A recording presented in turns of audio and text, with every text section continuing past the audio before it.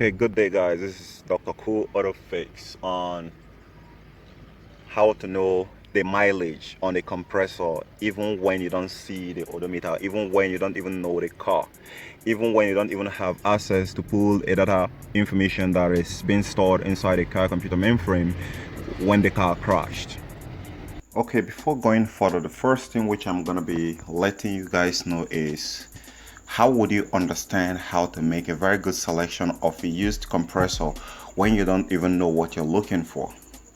So with that in mind, I'm gonna be teaching you some of the things that I've never told you about AC compressor in a comprehensive form, in the best way possible, so you can be able to absorb it and know exactly how the system actually works, so you can be able to know the implications of whatever you're going to be looking at. Whenever you see it, you should be able to read it the way I read it. You should be able to see it detailed. You should be able to see it piece by piece, puzzles together to work as one. Now, car AC compressor is the heart of AC system. That phrase is not by any means by a mistake or some sort of just phrase for saying sake or slogan. It's not a slogan, it is completely as they say. Another saying which they never told you is that the car AC compressor is an engine of its own. Alright, is an engine that is being mounted on top of another engine. Is a kind of a very weird sophisticated engine of its own that works with another engine, but in this case it just works a little bit different. You have the bigger hole right there, which is the suction pipe, suction line, and the small side where is the discharge. Now the same thing apply to your car engine. The part where the inlet manifold draws air through in is the suction part of your engine. So the discharge part of this compressor is actually the exhaust side of your real car engine. So it does have inlet valve as much as outlet valve. No mistake. The small side. Now I want to let you know a little bit more. This compressor right here, I want you to start looking at it like an engine. This one have 10 cylinders. It have piston and rings, just in another different form. It have shafts, it have crankshaft, and it have bearings. All right, just like your engine, but you don't see it that way. So this is just an engine in another form that is being fashioned for a different purpose, just to make your car system AC cool. All right, so it pumps, it sucks, and it pumps, it compresses gas in a high volume. All right, now I want you to picture that most 9 out of 10 compressors that is being used in Africa come from salvage yards. So how did we figure out how to make a very good selection of a good one before most of these compressors? Because you should know that before some car get crushed in a junkyard or in a crush yard, before they got into recycling, most of these sensitive parts are being pulled out. So how did we get to know all of them are not bad? Yes. So how did we get to know which one is good and which one is bad? And that is what I'm going to be lecturing you today, because we use this method a lot, and I use this method a lot, and in fact to the point of giving customers a warranty after fixing their car using these used compressors. So why should you go buying used new compressors that is expensive, going around $800, when you can actually go to salvage yard and use this very method which I'm going to be coaching you and lecturing you through this video today, to be able to determine the low mileage compressor out of thousands ones that you can find out there. And believe me when I say everything is going to be right here. There's not going to be any cost, there's not going to be any clickbait. So just stay right here in this video, and I'm going to teach you that trick that makes me astronomically different, 10 steps ahead down here in Nigeria when I fix AC issues for cars, and I could be able to riddle and know whatever the problem is. and can be able to actually, to some point, yes, I rejuvenate a lot of compressors. So that's right. So that secret is what I'm going to be giving you today. So pay a very good attention and follow my instructions strictly, and I guarantee you after this video you're gonna know exactly what to expect when you go to salvage yard. It's not only that, there's a lot of other good parts right there. In fact, almost every part that comes into Nigeria is a used part. So we have to, there are a lot of methods to test through and know which one is good and which one is not good. So I guess you guys are not harnessing this, and that is why you spend a lot on parts. And I know the manufacturers, automotive manufacturers who manufacture this part, are not going to like this video because it's going to be cutting amount of money that you use in purchasing compressor each year that fails and going into junkyard to get a better one. Like me, don't like information sharing. If you watch most of my videos, I just highlight about it, but I don't go in depth detail like I'm about to go on this one right now. Secret which I'm about to share with you is gonna be applicable to almost every compressor, be it variable displacement type that is clutchless or the variable displacement type that have clutch. Even at that, is some of them is still gonna apply. Some of these rules are still gonna apply to it. Giving you a lot in as much as it's compressor. Like I said, after this video, there is no clickbait, there is no go to my online course, there is no this. I'm gonna be splitting it right here. Believe me when I say I'm feeling hot sharing this information with you, because I know nobody share this information, because when I share this information with you, your mechanic is not going to like it, your parts sellers are not going to like it, even the manufacturers, the company that manufactures compressor, are not going to like it, because it's some sort of deprivation of the money that's the huge money that's supposed to be going into their wallet. Now I'm going to be redirecting your mind to where you're going to be seeing this compressor in a junkyard stores, and you make a very good selection. So the first thing you want to look out here, let's go to it. It has almost about 6 of them. The first thing you want to look out here when you go to shop for a compressor in a junkyard is how clean the inside is. If you look at this one looks very clean. All right, even as the camera is not trying to focus right now, but the inside, it looks very clean. That is number one. So if it looks clean, there is every tendency that this compressor have a low mileage on. Though there are still ones that might not be clean, that have a high mileage on. But if it is clean, that is number one green light that you're ready to go first, but not yet. Then the second thing you want to look out for is you want to take oil samples from here. You want to pour it down. All right.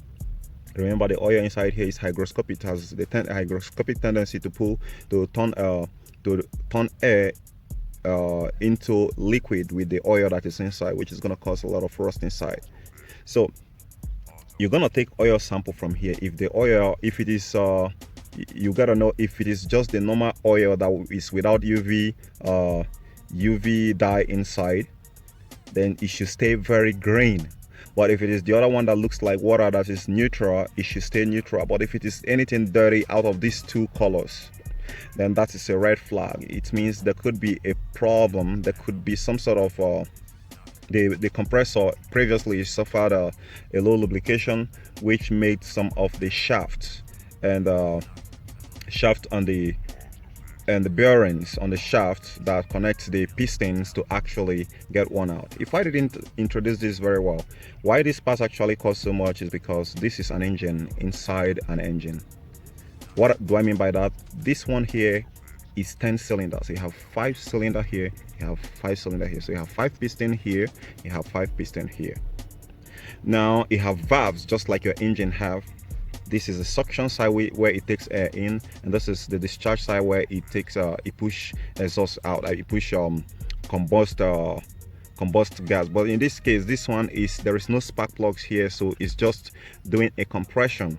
All right, so, and that's why here is the suction side. It sucks air through here and it compresses and pushes air out of this very place. Now, why is this say that this is an engine? Is it has a shaft, all right, a crankshaft, just like your engine. It has a crankshaft right here, and have a bearing just like your crankshaft does have bearings. So it have a lot of similarity with your engine. So this is an engine sitting in an engine. So now let's go to the third part. You want to look out for, to make sure that there is no debris inside here, because if there is debris, maybe the connector, the pipes has been disconnected, and if there is debris here and there is so much of it, you don't want to go with that, because it's going to take that debris and feed it into the valve here and destroy the valve, and also cause more chaos inside your car AC system. What I mean chaos, I mean it's gonna be getting those dirt straight into the condenser and cause more harm than good. So you want to stay away from that when you see some sort of grimes and dirt inside it. Though sometimes if you are good with your hands that you can be able to actually dismantle this and pieces it completely, then you can actually be able to revive this. Okay, now with that said, if you keep that in mind, then I'm certain that whenever you're going to junkyard stores to go and look for compressors like this, let me still quickly remind you, the Saturn compressor is almost the same way, but there are some different rules which you have to actually follow to be able to make a very good distinctive judgment whenever you're going to get either a Saturn compressor or a Denso. But there are two distinctive different compressors right there, and I can tell you that one is more or less likely to get bad like this. Most of the Denso compressors, I've seen a lot of them, and I'm gonna be doing a topic on some sort of things like that later on after this video. Now, one other thing which I want you also to consider, which should be, I think that should be the fourth part, is to make sure that within the time you're about to buy it, there is no some sort of oil around this place, and around this place. If there is any oil around this place, or your spillage around this place, you want to smell it. There is some sort of a smell for the PAG oil that is mixed with a refrigerant, and if you perceive that oil, there could be a sign that this is actually leaking somewhere here. All right, so, and if it's leaking from here, I don't think it's gonna make a very good one, because if suppose you get it in your car, you're gonna be losing refrigerant every now and then, and it's gonna be costing you more. So you're gonna stay away from that. So that is number 4. Then the number 5 you're gonna be looking at here is the main crown jewel of this very video which I'm making here: determinant of the mileage of this compressor without looking at the odometer. There are several ways in which we actually be able to look at it, but most commonest way, the most simplest way you can actually be able to know that, especially for displacement kind of compressor, or even a variable displacement kind of compressor that have a clutch, right? The simplest way which you can be able to actually be able to know that is, the first thing first is, you gotta look at here, this shaft here, which is number 5. This shaft, when you pull it up, remember this thing here is being secured in place by 10mm bolt. So since this thing is secured by 10mm bolt, you want to slack it when you go to junkyard to select this part. They're gonna give you that, right? So because you have tools right there, you're gonna head this one down and try to smack it a little bit so that it can get loosed out, because sometimes they used to put a bolt lock this thing right here to hold it in place. So when you get it removed, you want to inspect this very whole area here. All right, if there is some sort of oil here, that is a red flag. What that means is that the shaft seal in here could have broken, and that's a sign of a high mileage compressor right there. A low mileage compressor won't have the shaft seal broken anytime sooner, because a high mileage compressor have had a lot of different counters of changing the desiccants, and sometimes the desiccants get even bad without the owner knowing it. So, and when it gets bad, the moisture that's inside the system start getting more built up, and they go on further to attack this seal right here. Now, the last part on this very episode, this very video, this compressor knowing is you want to check for this compressor. You want to check for this compressor when you're buying it. You want to move this clutch like this. I'm not talking about the flywheel. The flywheel, remember, the flywheel is somewhere around here. If the flywheel is turning, no, I'm talking about this shaft. You're gonna hold it and turn it like this. If it turns very freely, very freely, like you see this one, I'm struggling to turn it. All right, as I'm struggling to turn it, that shows that this engine right now, I want you to have that in your mindset. This engine right now have a lot of compression stroke on it. So what does it mean when the engine have a lot of compression? It's not going to be losing oil, it's not going to be underperforming, it's going to be building the right compression that's going to be moving the car forward. So that's exactly the same thing this compressor is going to be doing. So because it's not easily turned, it's going to have a lot of compression right here that's going to be making the system to cool more. It's going to be compressing a lot of refrigerant. All right, but if you spin this and it moves very freely, that's a very critical sign that this engine have little or no compression, little or no compression. And what that is going to be is that this can actually perform, but it's going to be terrible. It's going to be performing very terribly. All right, so now that you know the secret on how to make a very good selection when you go to a junkyard to look for a compressor that you're going to be using to replace your parts, instead of going to parts store to spend $1,000 or $800 or even above that, like if you come to a case of a Hyundai or Kia, guys, I don't need to tell you to subscribe to my channel for giving out this my secret to you. If you don't, I think I'm going to actually say that you're going to remain ungrateful for the rest of your life. It is idealistic. It is very, very, very necessary that you hit the subscribe button before leaving this video right here, because I know right now that I've given you the secret that's going to save you a lot of money.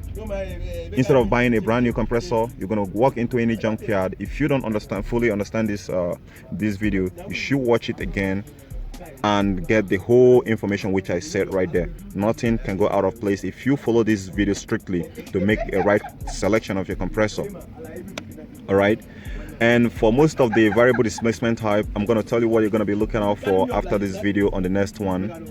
Now that you know how to make a very good selection of a compressor, subscribe to my channel, give me a thumbs up, and give me a comment of thanks below this description, and I gotta catch you guys later. Bye for now.